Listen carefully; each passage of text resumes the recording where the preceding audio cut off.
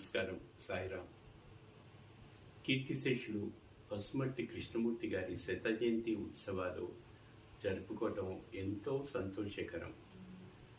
ఎందుకంటే వారు కూచిపూడి నాట్యకి చేసిన సేవ అనేది మరవరానిది. ఎలాగంటే వారిదంటూ ఒక ప్రత్యేక బాణితో కూచిపూడి నాట్యాన్ని వారు అలరించారు. వారి బాణిలో ఉన్న ప్రత్యేకత లాలిత్యం, సౌకుమార్యం, అభినయం. ఇవన్నీ కూడా వారి నాట్యంలో, వారి నాట్య రీతిలో, వారి నృత్య దర్శకత్వం వహించిన అనేక చిత్రాలలో మనకి ప్రస్ఫుటంగా గోచరిస్తుంటాయి. నేను వారికి పెద్ద ఫ్యాన్ని.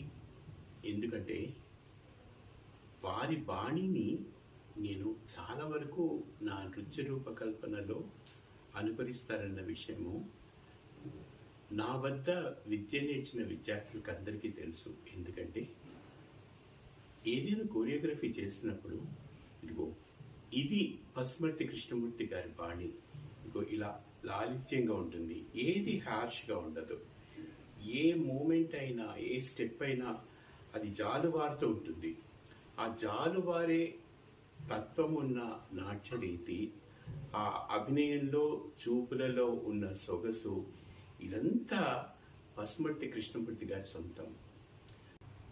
మా తండ్రి గారు కీర్తిశేషులు భాగవతుల రామకోటయ్య గారు, పసుమర్తి కృష్ణమూర్తి గారు వారు మంచి స్నేహితులు. టీమ్ కూచిపూడి మరియు కూచిపూడి ఫౌండేషన్ వారు ఈ మహత్కార్యాన్ని తలపెట్టినందుకు వారిని అభినందిస్తూ శుభాకాంక్షలు తెలుపుతూ నేను ఉత్సవంలో పాల్గొనటం నా అదృష్టంగా భావిస్తున్నాను. నమస్కారం.